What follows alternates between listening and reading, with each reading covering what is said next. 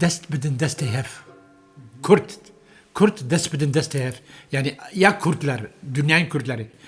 El ele verin yeter yani. Yani ben Ahmet İkran nasihat veriyor hepsi Kürtlere ki yeter yani. Ay be yani kalpetiş ne bırakın.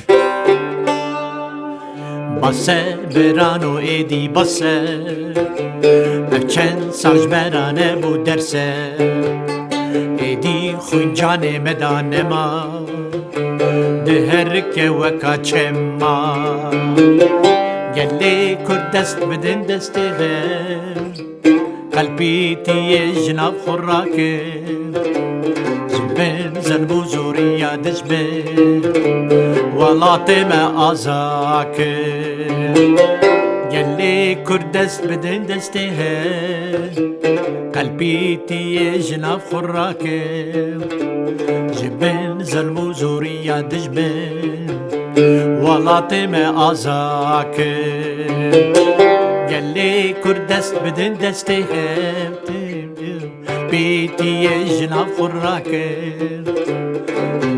Zalbu zoriya dejbe Valatı me azake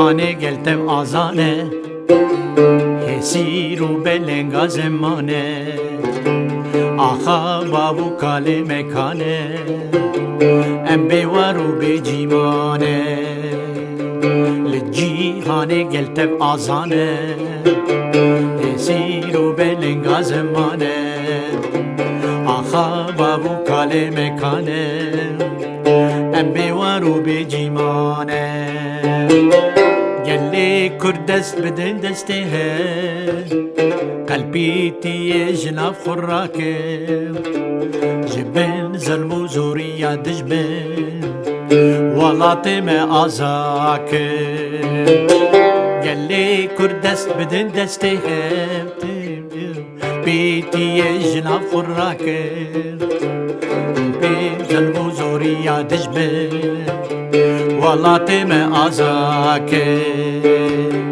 Basse berano edi basse Evçen sajberane bu derse Edi xuncane medanema Deherke veka çemma Gelle kur dest bidin desteve Kalbi tiye jnav khurake Zben zalbu zuriya dejbe Valatı me azake